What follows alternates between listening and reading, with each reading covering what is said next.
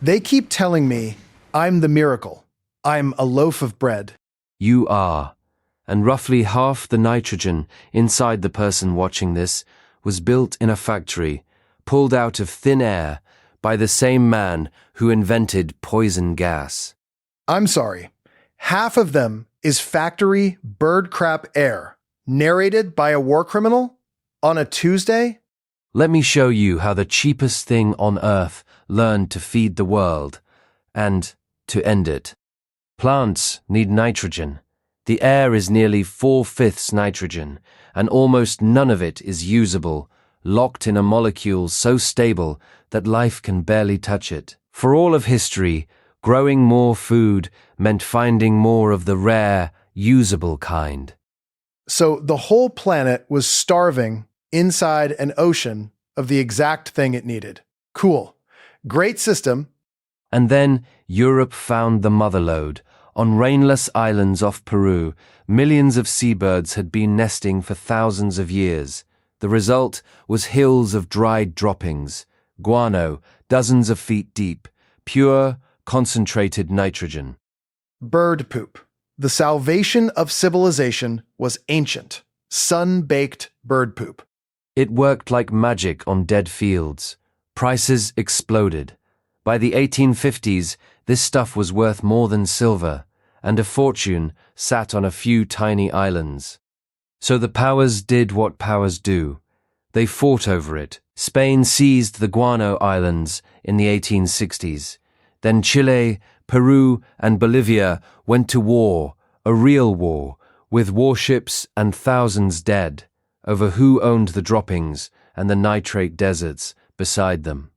Men died in naval battles for the islands, made of poop. And, like every mine, it emptied. The islands that took 10,000 years to build were scraped down in decades. By the end of the century, the richest deposits were nearly gone. In 1898, the most famous scientist in Britain stood up and said it plainly. The wheat-eating nations were running out of nitrogen, and within a generation, the civilized world would starve. It was not a metaphor. It was a countdown. Remember this feeling. The clock. We're going to need it later. Then, a German chemist named Fritz Haber did something that still sounds impossible. He took the useless nitrogen in ordinary air and under crushing heat and pressure, forced it to become fertilizer. He made bread out of the sky. He fixed global starvation with an empty jar of air. Okay, that's genuinely the most impressive thing anyone's ever done on this show. An engineer named Carl Bosch turned Haber's tabletop trick into planet-sized factories. The starvation clock stopped. Today, that one reaction, nitrogen from air, feeds roughly half of all the humans alive. Half of everyone.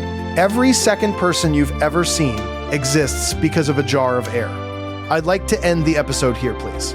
On the nice part. Here is the same reaction, seen from 1 inch away.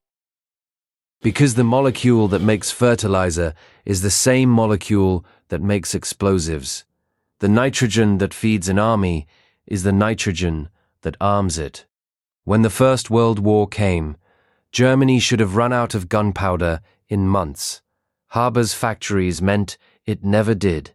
The same miracle that ended the famine fed the trenches for 4 more years. The bread and the bomb came off the same line. And Fritz Haber did not stop there. He personally built Germany's chemical weapons program, and in 1915 he stood at Ypres and directed the first mass poison gas attack in history. Thousands died in their trenches, choking. He is remembered as the father of chemical warfare. Days after that first attack, his wife Clara, a chemist herself, who called his work a perversion of science, took her own life. He left for the Eastern Front the next morning. I don't have a joke. In 1918, Fritz Haber was given the Nobel Prize for the fertilizer that feeds the world. Much of that world wanted him tried as a war criminal. Both verdicts were about the same man, in the same year, for the same chemistry. And here is where it comes home. That reaction never stopped running. It is running right now, in factories, on every continent, which means the food you have eaten your whole life was grown with nitrogen, pulled from the air. Scientists can measure it. In the body of an average person alive today, close to half of the nitrogen, half of a fundamental building block of you, was synthesized in a Haber-Bosch factory. Not a metaphor, your actual atoms. So I wasn't narrating the miracle. I'm made of it. Half of me is factory air. The cheap thing built the world, and it never stops sending the bill.